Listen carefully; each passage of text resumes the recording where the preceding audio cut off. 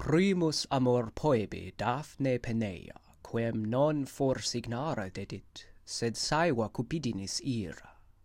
Delius hunc nuper, victa serpente superbus, viderat adducto flectentem cornua nervo, quidque tibi lascive puer cum fortibus armis, dixerat, ista decentum eros gestamina nostros, qui dare certe ferae, dare vulnera possumus hosti, qui modo pestifero tot jugera ventre prementem stravibus in numeris tumidum pitona sagittis, tu face nescio quis esto contentus amores in ritare tua, nec laudes adsere nostras.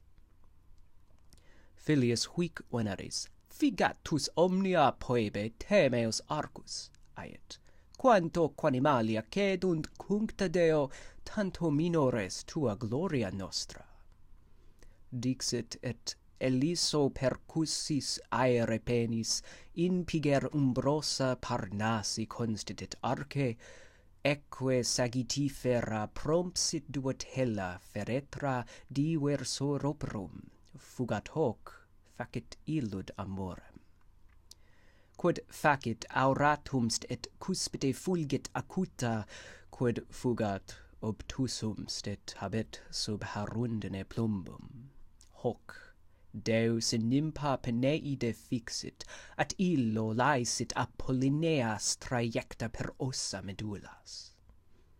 Protinus alter amat, fugit altera nomen amantis, silvarum latebris captivaurum ferarum, exubiis gaudens in nuptae quaemula poebis, vita coercebat posito sine lege capillos, multi lam petiere, illad versata petentes, impatiens expersque viri nemoravia lustrat. Nec quid hymen, quid amor, quid sint connubia curat, saepe pater dixit, generum mihi filia debes, saepe pater dixit, debes mihi nata nepotes. Illa velut criment haedas exosa jugales, pulcra veruncundo suffuderat ora rubore, inque patris blandis haerens cervice lacertis. Da mihi perpetua genitor carissime, dixit virginitate frui, dedit hoc pater ante Dianae. Illa quid obsequitur, sed te decor iste quod optas esse vetat, votoque tua forma repugnat. Poebus ama tui saeque cupit connubia Daphnis, quodque cupit sperat, sua quil oracula falunt, utque leve stipulae demptis adulentur aristis, ut facibus saepes ardent, quas forte viator vel nimis ad movit vel iam sub luce reliquit. Sic Deus in flammas abiit, sic pectore toto urritur et sterilem speranto nutrit amorem. Spectat in ornatos colo pendere capillos et quid si comantur, aiet. Videt igne micantes sideribus simules oculos, videt oscula quae non est vidisis satis. Laudat digitosque manusque, brachiae quet nudos medea plus parte lacertos, si qua latent meliora putat. Fugit ocior aura illa levi nequed haec revocantis verba resistit. Nympha precor pnei mane, non insequor hostis nympha mane, sic agna lupum, sic cerva leonem, sic aquilam pena fugiunt trepidante columbae, hostes quaeque suos. Amor est mihi causa sequendi, me miserum ne prona cadas indigna velaedi crura notensentes et sim tibi causa doloris. Aspera qua properas loca sunt, moderatius oro, cure fugam quinhibe. moderatius insequor ipse, cui placeas inquire tamen non incula montis non ego sum pastor, non hic armenta gregesque horridus observo, nescis temeraria nescis quem fugeas, id Deoque fugis. Mihi del picatellus, et clarus et tenedos pateraeque regia servit, Jupiter est genitor, per me quod eritque fuvitque estque patet. Per me concordant carmina nervis, certa quidem nostrast, nostra tamen una sagita certeor, in vacuo quae vulnera pectore fecit.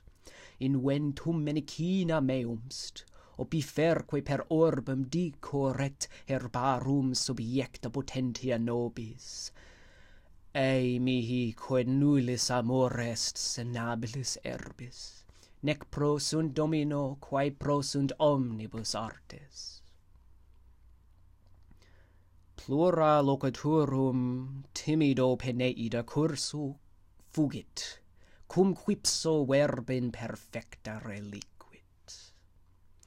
Tum quoque visa decens, nudabant corpore venti, obia quad versas vibrabant flammina vestes.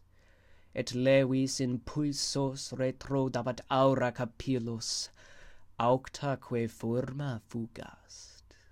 Sed enim non sustinet ultra perdere blanditias juvenis Deus, utque monebat ipsa amor, ad miso sequitur vestigia passu. Ut canis in vacuo leporem cum gallicus arbo vidit, et hic praedam pedibus petit, ille salutem. Alter in haesuro similis iamque tenere sperat, et extento stringit vestigia rostro. Alter in ambiguost ansit comprensus et ipsis morsibus eripitur tangentia quora relinquit. Sic Deus et Virgost, hic speceler illa timore. Qui tamen insequitur penis adiutius amoris, ocior est regiemque negat, tergoque fugacis imminet et crinem sparsum cervicibus adflat. Viribus ad sumptis expaluit illa citaeque, victa labore fugae spectans peneidas undas. Ver pater, in quid opem si flumina numena betis, qua nimium placui mutando perde figuram. Vix prece finita, topor gravis occupat artus, mulia cinguntur tenui praecordia libro, in frondem crines, in ramos brachia crescunt, pesmodo tam velox pigeris radicibus haeret. Ora cacumen habet, remane nitorunus in illa. Hanc quoque poebus amat, posita quin stipita dextra sentidat huc trepidare novo sub cortice pectus, complexusque suis ramos ut membra lecertis oscula dat ligno, refugit tamen oscula lignum.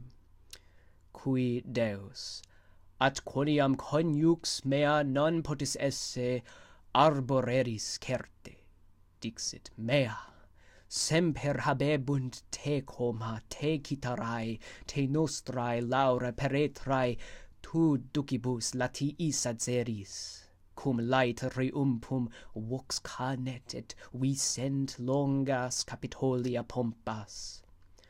Postibus Augustis eadem fidissima custos, ante forestabis mediamque tuebere quercum, utque meum intonsis caput est juvenale capillis, tu quoque perpetuos semper gere frondis honores.